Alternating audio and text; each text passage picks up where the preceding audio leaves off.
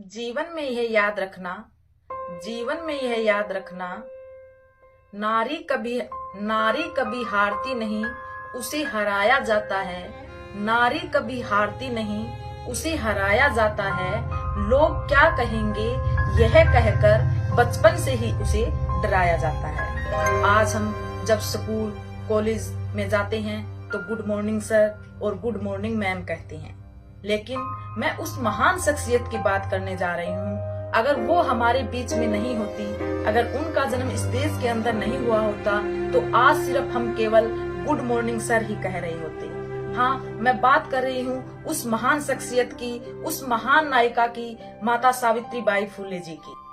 तो आप सभी का स्वागत है एडवोकेट पूनम बौद्ध के यूट्यूब चैनल पर, और माता सावित्रीबाई फुले के जीवन परिचय जानने के लिए इस वीडियो में बने रहें। तो आज हम बात कर रहे हैं उस महान शख्सियत की, माता सावित्रीबाई फुले की, जिनका जन्म 3 जनवरी 1831 को महाराष्ट्र के पुणे में एक दलित परिवार में हुआ। पिताजी का नाम खंडोजी और माताजी का नाम लक्ष्मीबाई था। मात्र 9 साल की उम्र में उनकी शादी कर दी गई थी। माता सावित्रीबाई फुले के जीवन का एक किस्सा बताती हूँ मैं आपको। जब माता सावित्रीबाई फुले अपने घर पर एक अंग्रेजी की बुक पढ़ रही थी, तो सावित्रीबाई फुले के पिताजी ने उन्हें वह बुक पढ़ते हुए देख लिया और उनके पिताजी ने वो बुक सावित्रीबाई फुले के हाथ से छीन ली और उस बुक के सभी पन्ने फाड़कर फेंक दिए।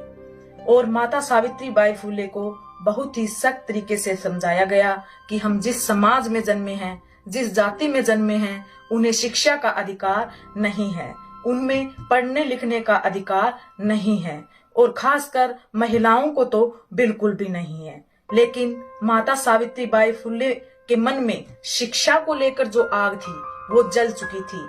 माता सावित्रीबाई फुले खुद भी पढ़ना चाहती थी और अन्य बच्चियों को भी पढ़ाना चाहती थी। इसी सोच को लेकर माता सावित्रीबाई फुले ससुराल में आ चुकी थी।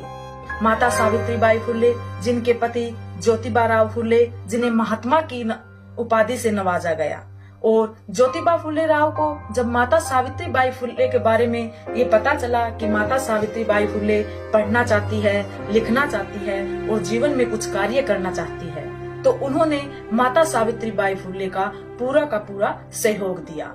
ज्योतिबा राव फुले माता सावित्रीबाई फुले को घर में नहीं पढ़ा सकते थे, इसलिए उन्होंने ठाना जब वो खेत में जाते थे और माता सावित्रीबाई फुले उनके लिए रोटियां लेकर जाती थी, तो ज्योतिबा राव फुले उन्हें वहां टाइम निकालकर उनको पढ़ाते थे। ये कार्य चलता रहा, लेकिन यह कार्य छुपने वाला कहाँ था। कुछ दिनों बाद जब उनके ससुराल वालों को यह बात पता चली, तो उन्होंने फुले दंपत्ति को घर से बाहर निकाल दिया। ज्योतिबा फुले और माता सावित्रीबाई फुले के जीवन की जो अद्भुत यात्रा है, उससे हमें सीख लेनी चाहिए। यह सोचना चाहिए कि इंसान अगर अपने मन में जो ठान ले वो अवश्य कर सकता है। तो माता सावित्रीबाई फुले और ज्योतिबा फुले को जब घर छोड़ने के लिए मजबूर किया गया, घर से उन्हें निकाल दिया गया, और ज्योतिबा फुले और माता सावित्रीबाई फुले घर छोड़कर निकल चुके थे।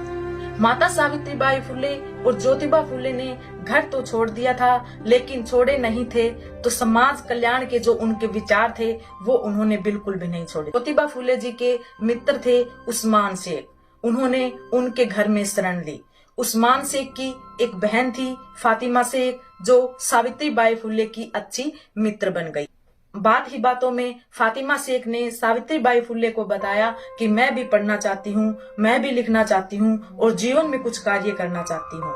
इन्होंने दोनों ने मिलकर अपनी पढ़ाई को पूरा किया। जब सावित्रीबाई फुले की उम्र मात्र 17 वर्ष की थी, तो उनकी सोच थी कि अन्य बालिकाओं के लिए भी स्कूल खोला जाए, उनको भी शिक्षा दी जाए, उनको भी अच्छा भविष्य दिया जाए। जिस उम्र में अन्य बच्चे अपनी पढ़ाई पूरी कर रहे होते हैं, उस उम्र में माता सावित्रीबाई फुले एक शिक्षिका बनना चाहती थी, एक टीचर बनना चाहती थी और अन्य बच्चियों का जीवन संवारना चाहती थी। लेकिन उस समय में इतने संसाधन और पैसे नहीं थे कि माता सावित्रीबाई स्कूल खोल सके और बच्चियों को पढ़ा सके। अंत में माता सावित्रीबाई फुले और ज्योतिबा राव फुले ने निर्णय लिया कि फातिमा शेख के घर में हम एक स्कूल खोलेंगे और वहीं पर बच्चियों को पढ़ाएंगे। तो वहां पर 1848 में माता सावित्रीबाई फुले ने पहला स्कूल खोला और 1851 के आते हुए माता सावित्रीबाई ने 3 स्कूल खोल चुकी थी और उन स्कूलों में लगभग 150 बच्चियां अपनी शिक्षा ग्रहण कर रही थी। एक अलग ही रास्ते पर माता सावित्रीबाई फुले चल पड़ी थी अपने पति और अपनी दोस्त की सहायता से। बताया जाता है, बुकों में हमने पढ़ा है, इतिहास में हमने पढ़ा है, जब माता सावित्रीबाई फुले पढ़ने के लिए जाती थी तो लोग उन पर गोबर फेंकते थे, कीचड़ फेंकते थे, गंदी उनको गालियां देते थे, लेकिन माता सावित्रीबाई फुले ने हार नहीं मानी। जब माता सावित्रीबाई फुले ने ज्योतिबा फुले को ये सभी बातें बताई तो ज्योतिबा फुले ने माता सावित्रीबाई फुले को सजेस्ट किया कि वो अपने घर से 2 साड़ियां लेकर जाएं और जब एक साड़ी गंदी हो जाए तो स्कूल में जाकर दूसरी साड़ी वो चेंज कर ले। कुछ दिनों तक ऐसा ही चलता रहा। माता सावित्रीबाई फुले घर से 2 साड़ियां लेकर जाती और माता सावित्रीबाई फुले स्कूल में जाकर वो साड़ियां चेंज कर लेती। लेकिन ऐसा कब तक चलता? एक दिन एक आदमी ने सावित्रीबाई फुले का रास्ता रोक लिया और रास्ता रोककर उसे कहा कि वो अपना कार्य छोड़ दे वरना मुझसे बुरा कोई नहीं होगा। उसने माता सावित्रीबाई फुले से अभद्र भाषा में बात की। लोग वहाँ पर खड़े हुए देख रहे थे लेकिन कोई कुछ नहीं बोल रहा था। वो कहते हैं ना कि जब कोई ना आए, कोई ना बोले तो अपनी आवाज को बुलंद करना चाहिए, अपनी आवाज को हथियार बनाना चाहिए। तो माता सावित्रीबाई फुले ने वही किया। माता सावित्रीबाई फुले आगे बढ़ी और जोर से उस आदमी को तमाचा दिया। दिन के बाद माता सावित्रीबाई फुले पर लोगों ने गोबर फेंकना और कीचड़ फेंकना बंद कर दिया। तो ऐसे माता सावित्रीबाई फुले अपने जीवन में निरंतर आगे बढ़ती रही। माता सावित्रीबाई फुले का जो शिक्षा का आंदोलन था उसमें सुगनाबाई का भी पूरा सहयोग रहा। सुगनाबाई, फातिमा शेख, ज्योतिबा फुले और माता सावित्रीबाई फुले के इस आंदोलन ने पूरे देश में एक अलग ही आवाज उठा दी थी। 18वीं शताब्दी एक ऐसी शताब्दी थी जिसमें बहुत सारी कुरीतियां इस समाज में फैल चुकी थी। उनमें से एक कुरीति थी, महिला जब विधवा हो जाती थी तो उसके बाल काट दिए जाते थे। घर और समाज से उसे अलग कर दिया जाता था। समाज से उसका बहिष्कार कर दिया जाता था। एक तरफ तो उन्हें समाज से अलग कर दिया जाता था, दूसरी तरफ उनका यौन शोषण भी होता था। जब वो महिलाएं गर्भवती हो जाती थी तो लोक लिहाज, समाज के डर से, इज्जत के डर से वो आत्महत्याएं कर लेती थी। सावित्रीबाई फुले ने शिक्षा के साथ साथ इन कुरीतियों को मिटाने के लिए भी भरपूर प्रयास किया। उन्होंने छुआछूत, बाल विवाह, सती प्रथा, विधवा विवाह जैसी कुरीतियों को मिटाने के लिए भरपूर प्रयास किया। जिस सोसाइटी से माता सावित्रीबाई फुले को इतने ताने मिले, उसी सोसाइटी की महिलाओं का जीवन संवारने के लिए माता सावित्रीबाई फुले ने अपनी जी जान एक कर दी। एक दिन एक विधवा महिला जो गर्भवती हो चुकी थी और लोक लिहाज डर से और समाज के डर से वो आत्महत्या करने जा रही थी, लेकिन माता सावित्रीबाई फुले ने उसके जीवन को बचाया। उसके पुत्र को गोद लिया और उसे अपनाया। उस बेटे का नाम यशवंत रखा गया जो आगे चलकर डॉक्टर बना और उन्होंने भी समाज कल्याण के लिए भरपूर कार्य किए।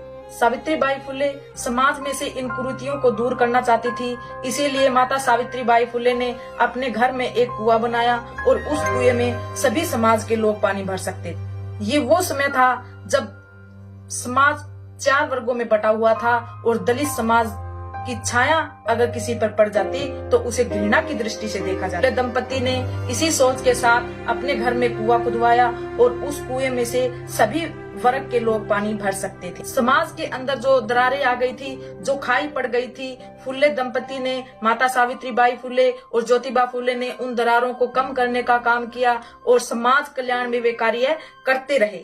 18वीं शताब्दी खत्म होने को चली थी। साल था 1897 और दुनिया में एक महामारी फैल गई थी जिसका नाम था प्लेग, जिसकी चपेट में भारत भी आ गया था। इस महामारी से लोगों के जीवन का सुधार करने के लिए, लोगों को बचाने के लिए फुले दंपति इसके अंदर लग चुकी थी। सावित्रीबाई फुले के जो बेटे थे डॉक्टर यशवंत, वो एक डॉक्टर बन चुके थे और उन्होंने स्पेशल प्लेग की बीमारी के रोकथाम के लिए वहाँ पर क्लिनिक खोल दिया। माता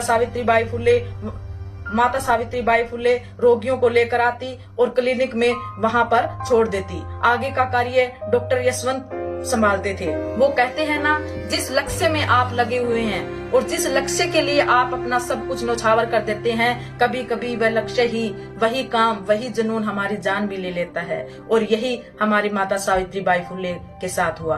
माता सावित्रीबाई फुले प्लेग की चपेट में आ गई और उनकी डेथ हो। जरूर माता सावित्रीबाई फुले हमारे बीच में नहीं है, लेकिन माता सावित्रीबाई फुले की जो शिक्षा की अलग थी, जो माता सावित्रीबाई फुले ने इस दलित समाज की महिलाओं के लिए किया, बल्कि संपूर्ण समाज की महिलाओं के लिए किया, वो योगदान अतुलनीय रहेगा। चाहूंगी कि माता सावित्रीबाई फुले की बदौलत ही आज हम यहाँ पर पहुंचे हैं। आज हम शिक्षा ले रहे हैं, आज हम अच्छा पानी पी रहे हैं। विधवा विवाह, बाल विवाह, सती प्रथा जैसी कुरीतियों का माता सावित्रीबाई फुले ने घोर खंडन किया और उन्हीं की बदौलत आज ये कुरीतियां बंद होने को है।